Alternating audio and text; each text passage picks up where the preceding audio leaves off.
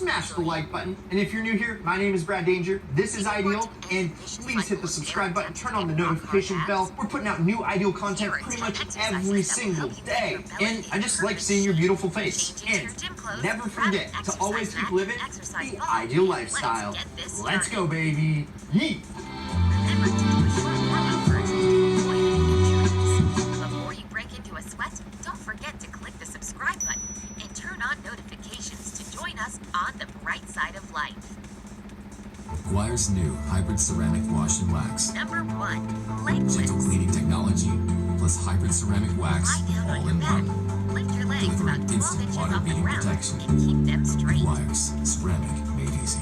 If that's too hard for you right now, start Hey y'all, today I want to discuss something that really grinds my gears and downright gets my goat. The fact that there are tons and tons of sick cars sold practically everywhere else in the world that were never available in the US. I'm talking turbocharged, all-wheel drive hatchbacks, station wagons that make all kinds of V8 noises, race-ready supercars, and even trucks. Trucks! We freaking love trucks in America! So why did some of our favorite car companies neglect to make some of our favorite cars available to us? Today I'm going to explore 10 of the best cars we never got in America, as well as some of the reasons why we never got them. So wash your hands and lock your doors. This is my brand new show, because when we was born, this is Dealers. Number 10. First up, we got the Holden Maloo R8 LSA, a 6.2 liter, supercharged V8 powered truck with a muscle car front. Take a 5-second rest. And Chevy made that. And we didn't get in America? Now this bright green, sheep rustling machine produces 583 horsepower. And did I mention, it's got a freaking truck bed. So surely it would be available in the US, correct? Access denied. Straighten your right leg So, and move it why didn't slowly, we get it? bending it toward the floor like Chickens. you're forming The a chicken circle. tax is a 25% import tariff imposed way back in 1964 by President Lyndon B. Johnson as a retaliation to France and West Germany placing their own tariff on U.S. exported chickens. Now, the chicken tax applied to foreign-produced trucks as well as potato starch, dextrin, and brandy. Now, that same year, the tax was lifted on everything but the trucks, and the truck tax remains to this day. So that is one of the reasons that you don't own a Holden. But the biggest reason you can't own a Holden is because their owners, GM, have decided that after 160 years, they will be retiring the Holden brand in 2020 and ceasing all production. That's right. Holden is owned by an American company and has been since like the 30s, but still, we didn't ever get any. Okay, yeah, I know, technically we did get some Holdens with American badges on them, like the Pontiac G8, but they didn't have that sick badge, and none of them had a truck bed. But brace yourselves, guys and gals, because this isn't even the only American car on this list. Number 9. Ford RS200. Now, this one really stings, Ford. Our very own Ford, Detroit's favorite son, produced the RS200, a road-going version of their legendary mid-80s Group B rally car that you could buy and drive on the street, as long as you didn't live in America. Now, this car was what's known as a homologation special, essentially a race car made legal for road use and sold in extremely limited numbers in order to convince the racing governing bodies that the car is a production car and not a race car developed purely for racing. Although, I want to make it very clear, that is exactly what all of them were. Now, much like the rally car version that it homologated, this little boy toy had a mid-engine, all-wheel drive configuration and retained many of the same ultra-cool, ultra-strong, lightweight race car parts. It was conceived and built by Ford in the UK and was powered by a 1.8-liter turbocharged 4-cylinder engine that came from legendary tuners. Now, in base form, it produced 250 horsepower, but here's the thing. You could order it from the factory with a bunch of the technically not exactly street legal rally stuff in it, which reportedly brought the power up to over 350 horsepower in the 80s. Look at how small this thing is. That's certified bonkers. certified bonkers. It had a 5-speed manual transmission and not one, Don't get up yet. not two, but 3 limited slip differentials. Number One up 5, front, one at the bicycle rear, clutch. and one in the middle. Now, I'm not a science man, so I'm not sure if that's not enough or too many, but it does sound very cool. Only 146 of these cars were ever made. Some have been imported all over the world, and honestly, a lot of them have crashed. But while I'm on the subject, allow me to reel off a few more homologation specials which we unlucky Americans did not get. Number 8. Lancia Stratos. Now, the Lancia Stratos was arguably the first car ever designed specifically to be a rally car and to race on mixed surfaces. This terrifying to drive hatchback was homologated in crazy low numbers to allow it to compete in the World Rally Championship in the 1970s. Designed by legendary designer Marcello Gandini during his time at Italian styling house Bertone, it was powered by a 2.4-liter Ferrari V6 pulled from the Dino, which produced 190 horsepower and could launch the car from 0 to 60 on practically any surface in 6.8 seconds, which, let me tell you, was fast for the 70s. Fun fact, at one point, the Stratos was the shortest production car in the world. Now, let me tell you, in terms of racing, the Lancia was a phenomenal success. I mean, how could it not be? Everything it was racing against was basically a heavily modified economy car, but this boy was specially built to race on gravel, dirt, tarmac, and as a result, it cleaned the F up, winning the World Rally Championships in 1974, 75, and 76. Step off, Dr. Disrespect, because this is the 3-time. Now, the Stratos is truly one of the greatest race cars of all time. And not to mention a design icon, just like Nolan. 500 cars were made, all sold in Europe, and ever since we kicked England's butt in 1776, America ain't part of Europe. So yeah, we did not get How are that. you feeling? Another rally car we didn't get is Number 7. Renault 5 Turbo. another icon of World Rally for over a decade. The Renault 5 started out as a plucky, gutless little car for French peasants and farm workers. But then, one day, with rallying on the brain, some crazy SOB decided to cut a hole in the floor and mount a turbocharged 1.4-liter engine in the middle of the car. Most mid-engine cars don't look like this. Who was that guy? To find out, check out our Up to Speed episode. Renault was supposed to build 400 of these homologation specials in order to qualify the car to race, but demand was so fierce that they ended up building close to 2,000. And guess what? We got a version in the States. Of course, they didn't have a turbo. The engine was in the front, and it only made 51 horsepower. So, womp womp. Which brings me to the next reason some cars don't make it into American soil, and that has to do with marketing.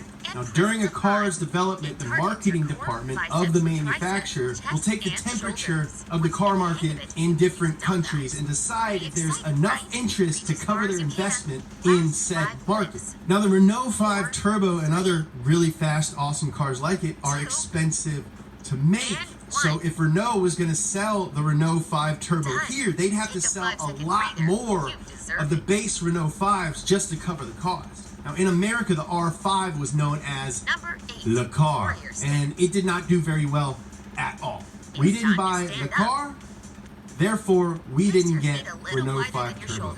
Basically, it's our own damn fault. Number 6.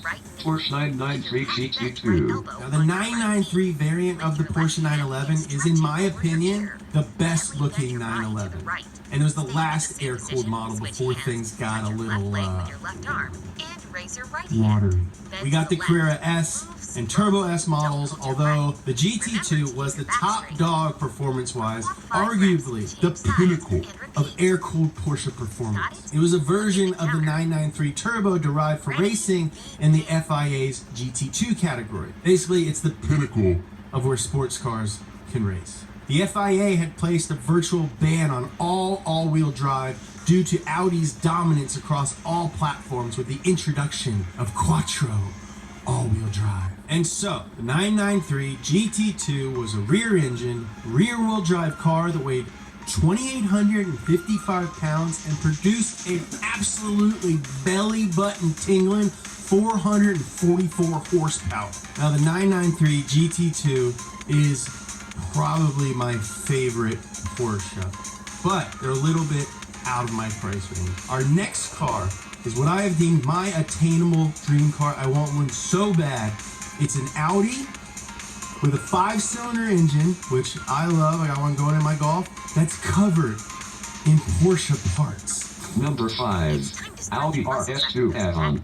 Audi's made a lot of fast wagons, but the car that started their fast wagon legacy was a tough little boxy boy with a sweet performance cred, which sadly we never got over in America.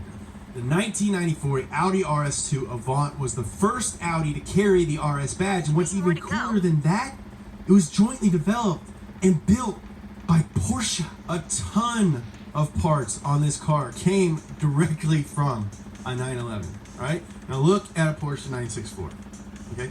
Now look at an Audi RS2. They got the same wheels, they got the same mirrors, they got the same weird wraparound turn signals, the brake calipers even say Porsche on them, for crap's sakes. I love this car so much that I wish it was my daughter. The engine is a 2.2 liter inline 5 from which Audi produced 311 horsepower and 308 pound-feet of torque, all of which was sent down to the ground via the legendary rally-derived Audi Quattro all-wheel drive system. It's like they took all of my favorite things from Audi: 5-cylinder motors, turbos, all-wheel drive, hatchbacks, and all of my favorite things from the 993 Porsche: the mirrors, the wheels, the brakes, and the side markers.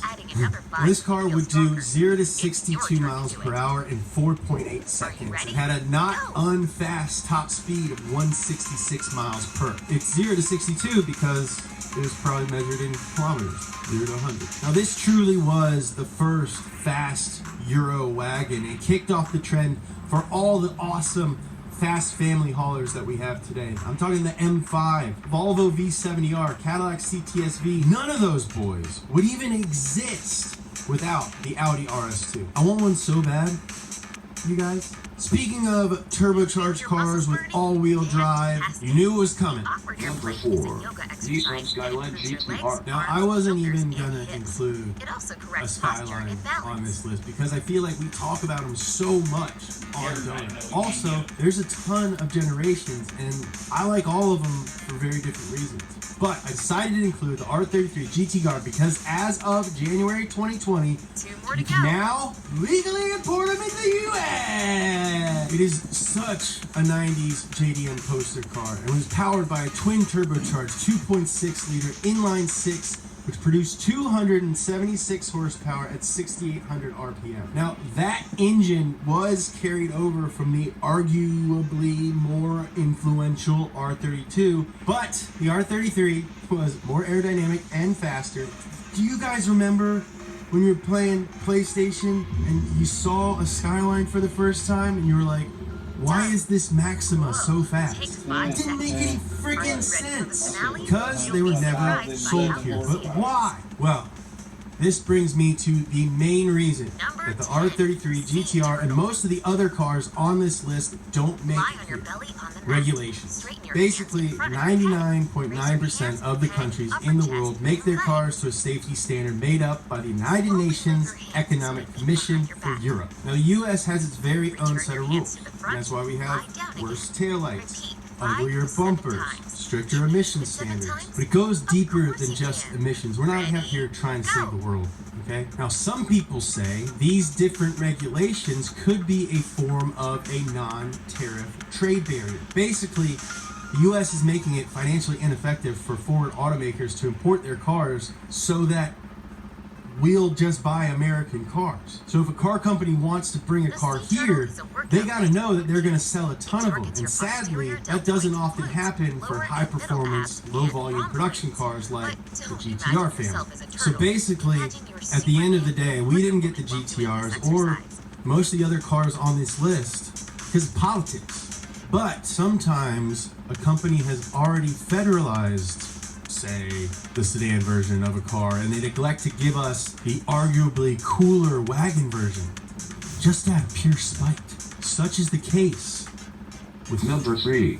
BMW E61 M5 Touring. Now, BMW deciding not to make a wagon variant of their current or previous M5. This is the last fast M5 wagon that you can own. It's powered by a naturally aspirated V10 and a 7-speed manual transmission developed in part by the BMW Sauber Formula One team. But during its production run, it was the fastest wagon in the world with the ability to top out at 190 miles per hour if you ordered it with the M Performance package from the factory. Now, America got around 8,800 M5s during the 5 years this generation was made, but they were all sedans, also known as E60s, and none of them had the rad 7-speed manual transmission. We even got a base